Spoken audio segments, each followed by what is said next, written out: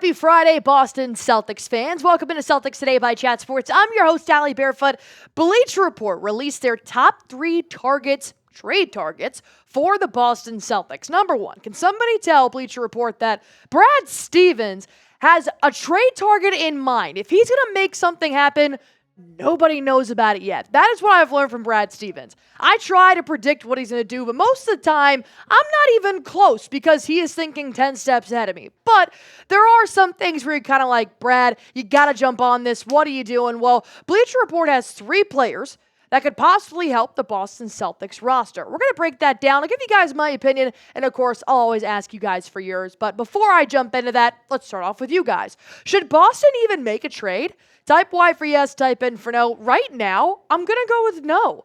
There is genuinely nobody in my mind that the Boston Celtics could afford that could drastically change the Boston Celtics roster. I mean, it's just chef's kiss. Kudos to the chef, Brad Stevens, for doing what he does. But nonetheless, I understand Bleacher Report's point on these 3 targets, so let's break them down. And this actually isn't that surprising. Malik Beasley, he was left the free agent market, in my opinion, for way too long. I think Malik Beasley really improved what was a pretty shaky Milwaukee Bucks roster last year. They didn't end up they made it to the playoffs, but they didn't really do anything. And Malik was kind of a bright spot in Giannis's injury, going through 4 different head coaches, but now he's signed with the Detroit Pistons in free agency. And here's why Bleacher Report thinks that Beasley could be a good addition to the Boston Celtics.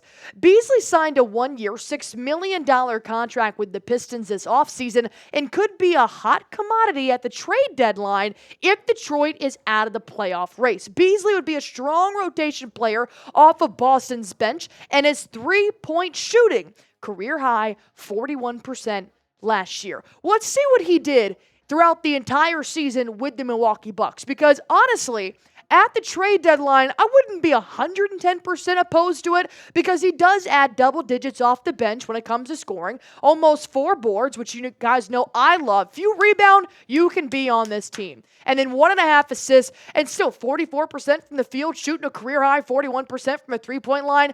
Beasley was a free agent this entire offseason, right? Brad Stevens never really wanted to acquire anybody in free agency until at 8 o'clock at night on Eastern Central Time, whatever you want to call it, he signs Lonnie Walker to an Exhibit 10 deal, which was, once again, who the hell predicted that? Nobody. There wasn't even a leaked rumor that they're even interested in Lonnie Walker, and then Brad Stevens does what he does. So knowing Malik Beasley was available all free agency, I felt like Brad Stevens would have made something happen. But overall, I'm just going to go with a flat-out no. Maybe I'll remake this video in February when the trade deadline does happen. We'll see where the Pistons are. They won't be in the playoffs. And we'll see where the Celtics are at in terms of maybe injuries or what they could use coming off the bench, because you're not looking for starters here. You're looking for role players. And the second target they do have listed here is Damion Lee, a name that I've heard for quite some time, but mainly connected to his brother-in-law, Steph Curry. He played for the Golden State Warriors for a while, now finding a home with the Phoenix Suns, but he's dealt with injuries off and on throughout the last couple of years. And when you look at another shooting guard like Damion Lee, and then you kind of go and look at your bench depth here for the Boston Celtics when it comes to that shooting guard position, Jrue Holiday, point guard, shooting guard, Peyton Pritchard, point guard. You got Torrey Craig. Would he really fit in there with those forwards? Because he would have to maybe figure out if that'd be another trade target that Bleacher Report could possibly have. Then you got Jaden Springer in there and J.D. Davison. So here's what Bleacher Report had to say about Damion Lee. It did end up saying that Lee missed all last year with a knee injury, but was an elite shooter for the Suns during the 2022-23 season. He nailed 44.5% of his three-pointers and will be making $2 million this season, an easy number for the Celtics to trade for. With Tyus Jones and Monte Morris joining a backcourt with Devin Booker and Bradley Beal, Lee may not even be guaranteed a spot in the Suns' rotation. If he falls out, the Celtics should have interest. So once again, we're really kind of looking at more of a trade deadline type of scenario for Damion Lee, but I like the Peyton Pritchard, Derek White, Drew Holiday, Sam Hausers. I like those kind of rotation pieces off the bench for the Boston Celtics, and knowing that we already have Kristaps Porzingis on our injured reserve list, I don't know if I'd be willing to add another player that's got a little bit of an injury history. My biggest fear is that by the trade deadline, he's not even going to be healthy. So once again, we can always revisit that, but overall, I'm going to say no. No trades have really caught my eye here just yet. So I ask you guys this. Who should the Boston Celtics trade for? Is there a player that Bleacher Report hasn't mentioned yet? We're going to talk about Torrey Craig, the last trade target for Bleacher Report's ideal situation for the Boston Celtics in just a moment. But first, I want to tell you guys about Game Time, the only app you will ever need on your phone to get tickets to Boston Celtics games, New England Patriots games, Boston Red Sox, Boston Bruins, or any other event going on in the country. If you guys want to go on ahead and get started, here is why you should download Game Time. They have a new feature called Game Time Picks that makes getting tickets to see your favorite teams play live even easier. Game Time Picks filters out the fluff to show you only incredible deals on great seats, so you don't have to waste time searching through thousands and thousands of tickets. I use this for college tickets. I use this for NFL tickets, NBA, the whole nine. They've got great seats, views before you guys buy. So whether you're going to go see Jason Tatum or whether you guys are going to go see, I don't know, maybe the Lumineers in concert, you can see what your view is going to look like before you purchase the tickets. I love that. The last thing you want to do is buy tickets to see your favorite team or artist play and you're sitting behind a pole. Nobody wants that. So if you guys want to make sure that never happens to you, then you got to use Game Time. Download the Game Time app, create an account, and use code CHATSPORTS for $20 off your first purchase. Terms apply. Again, create an account, redeem code CHATSPORTS for $20 off.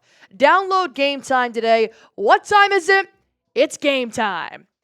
The last trade target Bleacher Report cooked up was Torrey Craig. Rumors have it he is dating my girl Meg the Stallion, which I love. But why should Torrey Craig be traded to the Celtics? Here's what Bleacher Report had to say on maybe adding the 4 to the Celtics roster. Craig is another reliable veteran on a tradable contract. 1 year, nearly $3 million. The 33-year-old, averaged 5.5 points, 4 rebounds, and shot 39% from the 3 last season and should be available by a rebuilding Bulls team. That is the key statistic that I find very interesting. Every time we bring up one of these trade targets, it's a 3-point shooting.